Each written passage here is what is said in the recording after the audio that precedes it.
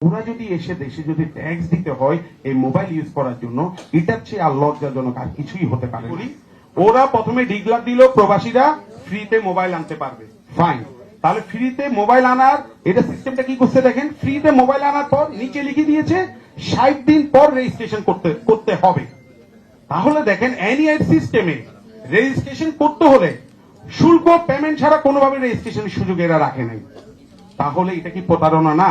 যে 60 দিন পর আমার যারা প্রবাসীরা আছে, আপনারা কম বেশি জানেন, যারা আমাদের প্রবাসী ভাইরা রক্ত ঘামে আমাদের দেশে রেমিটেন্স পাঠিয়ে আমাদের দেশকে সচল রাখে, ওরা কিন্তু দেখা যায় 4-5 বছর পরিবারের মুখ দেখে না।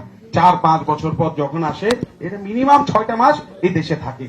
তাহলে আমাদের একজন উপদেষ্টাও খুব দুঃখের সাথে বলছি যে প্রবাসীদেরকে বলছে 2 মাসের বেশি থাকার দরকার নাই। আসলে এই কথাগুলো কোনোভাবে যৌক্তিক না। 6 মাসের জন্য আমাদের প্রবাসীরা থাকবে। এরা বাংলাদেশকে, আমাদের অর্থশক্তিকে এরা শক্তিশালী করছে। ওরা যদি এসে দেশে যদি ট্যাক্স দিতে হয় এই মোবাইল ইউজ করার জন্য, এটার চেয়ে আর লজ্জাজনক আর কিছুই হতে পারে না।